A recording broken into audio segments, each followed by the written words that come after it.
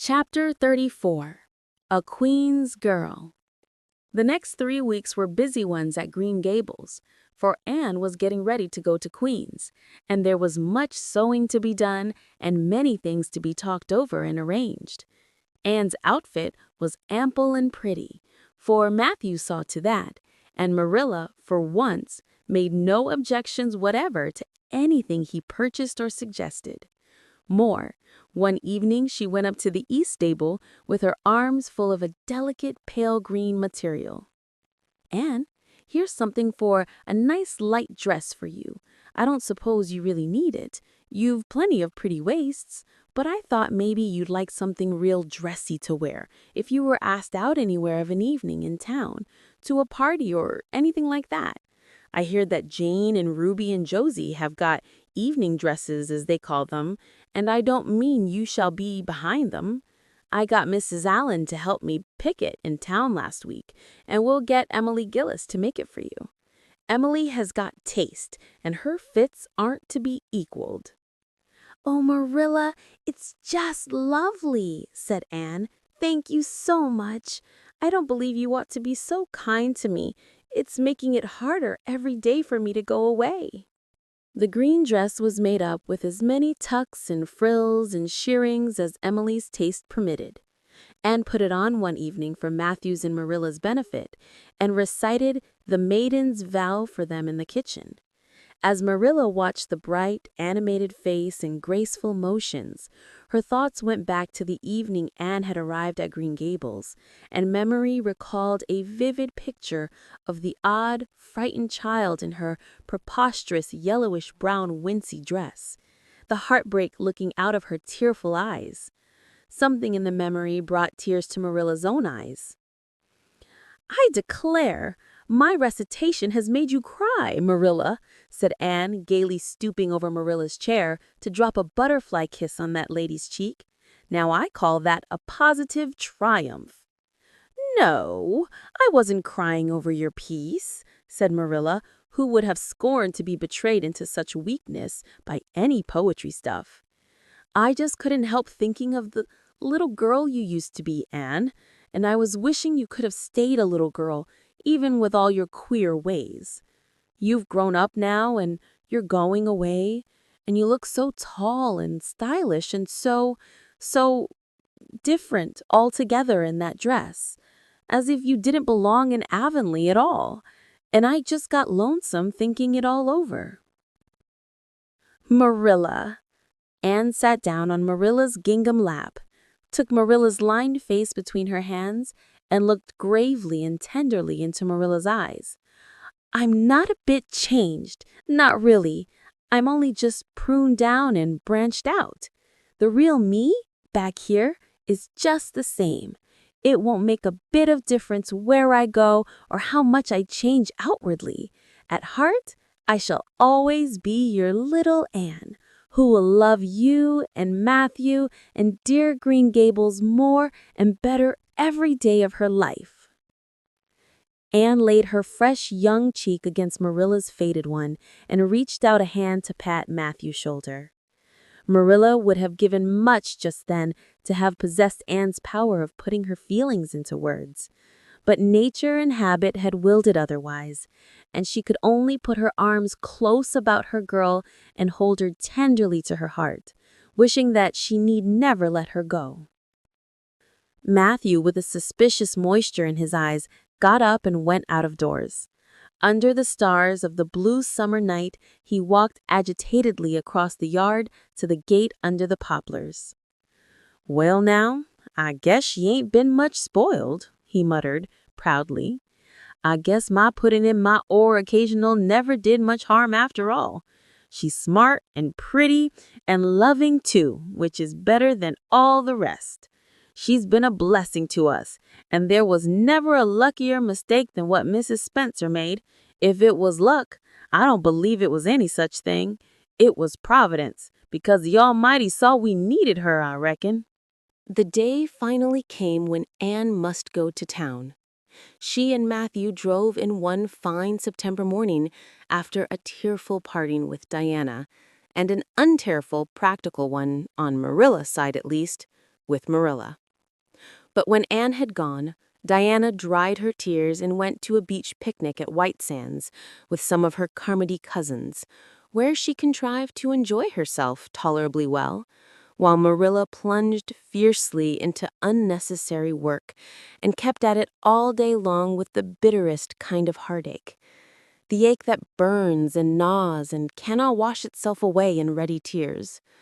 But that night, when Marilla went to bed, acutely and miserably conscious that the little gable room at the end of the hall was untenanted by any vivid young life and unstirred by any soft breathing, she buried her face in her pillow and wept for her girl in a passion of sobs that appalled her when she grew calm enough to reflect how very wicked it must be to take on so about a sinful fellow creature.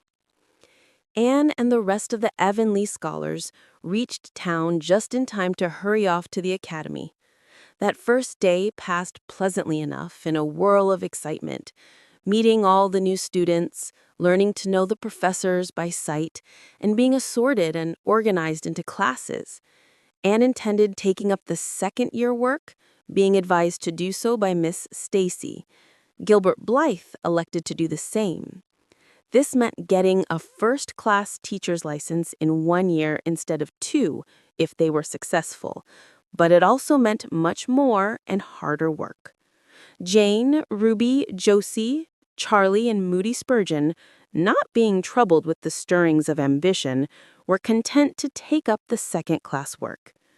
Anne was conscious of a pang of loneliness when she found herself in a room with 50 other students, not one of whom she knew, except the tall, brown-haired boy across the room, and knowing him in the fashion she did not help her much, as she reflected pessimistically. Yet, she was undeniably glad that they were in the same class.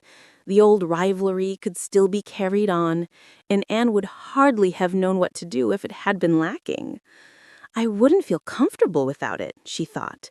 Gilbert looks awfully determined. I suppose he's making up his mind here and now to win the medal? What a splendid chin he has. I never noticed it before. I do wish Jane and Ruby had gone in for first class, too. I suppose I won't feel so much like a cat in a strange garret when I get acquainted, though. I wonder which of the girls here are going to be my friends. It's really an interesting speculation. Of course, I promised Diana that no Queen's girl, no matter how much I liked her, should ever be as dear to me as she is, but I've lots of second-best affections to bestow. I like the look of that girl with the brown eyes and the crimson waist.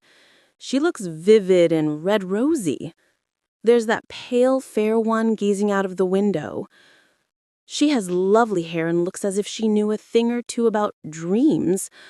I'd like to know them both, know them well enough to walk with my arm about their waists and call them nicknames. But just now, I don't know them, and they don't know me, and probably don't want to know me particularly. Oh, it's lonesome. It was lonesomer still when Anne found herself alone in her hall bedroom that night at twilight. She was not to board with the other girls, who all had relatives in town to take pity on them. Miss Josephine Barry would have liked to board her, but Beechwood was so far from the academy that it was out of the question.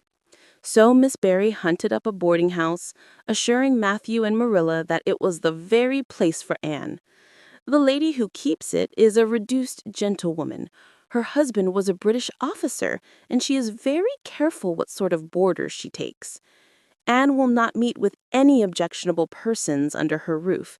The table is good, and the house is near the academy, in a quiet neighborhood. All this might be quite true, and indeed proved to be so, but it did not materially help Anne in the first agony of homesickness that seized upon her.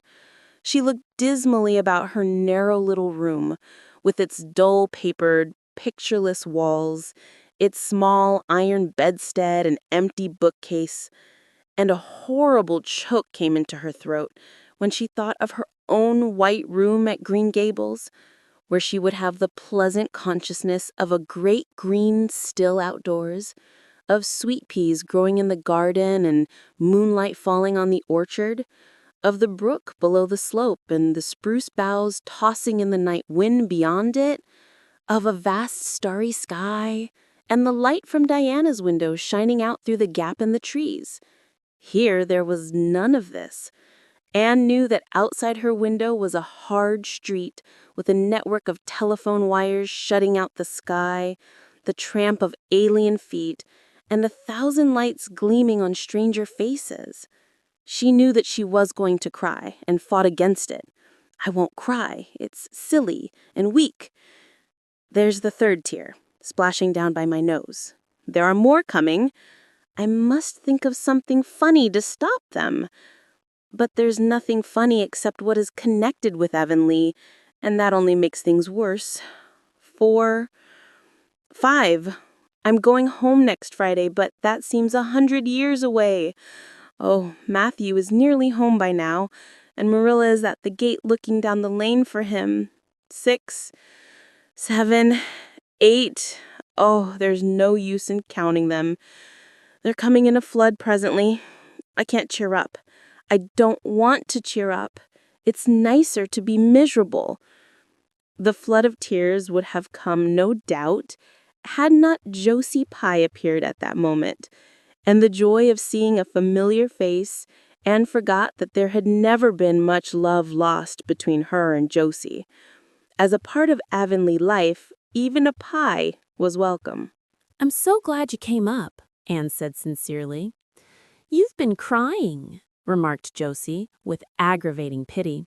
"I suppose you're homesick. Some people have so little self-control in that respect. I've no intention of being homesick, I can tell you. Town's too jolly after that poky old Avonlea. I wonder how I ever existed there so long. You shouldn't cry, Anne. It isn't becoming, for your nose and eyes get red, and then you seem all red. I had a perfectly scrumptious time in the academy today. Our French professor is simply a duck. His mustache would give you kerwallops of the heart.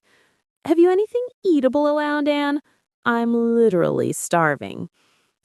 I guessed likely Marilla'd load you up with cake. That's why I called round. Otherwise, I'd have gone to the park to hear the band play with Frank Stockley. He boards same place as I do, and he's a sport.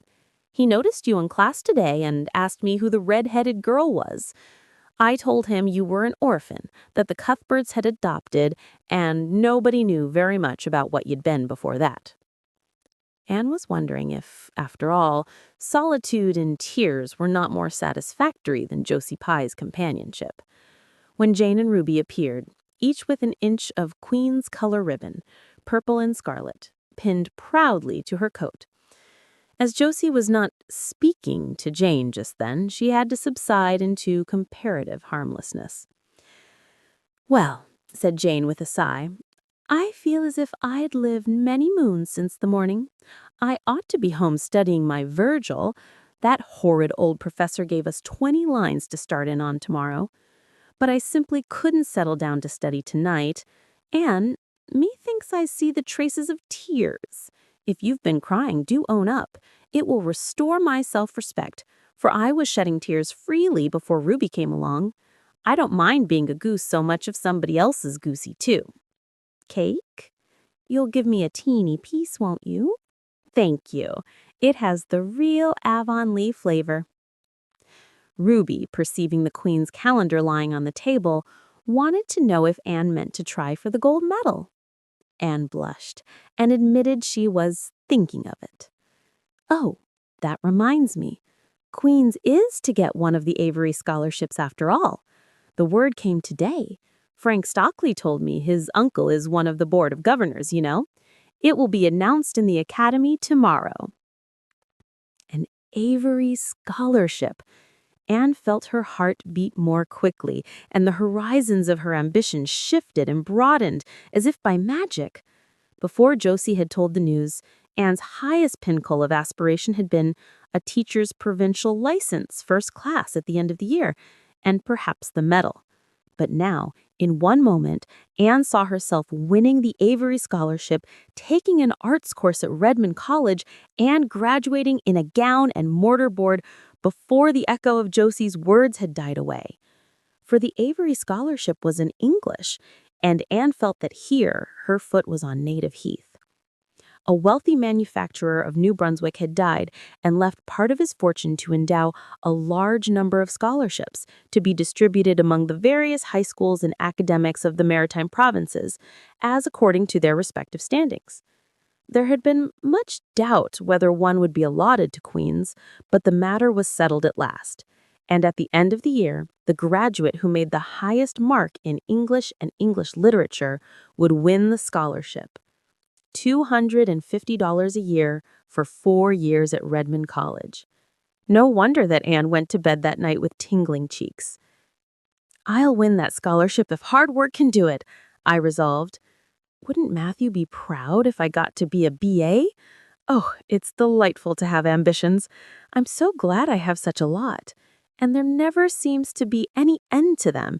That's the best of it. Just as soon as you attain to one ambition, you see another one glittering higher up still. It does make life so interesting.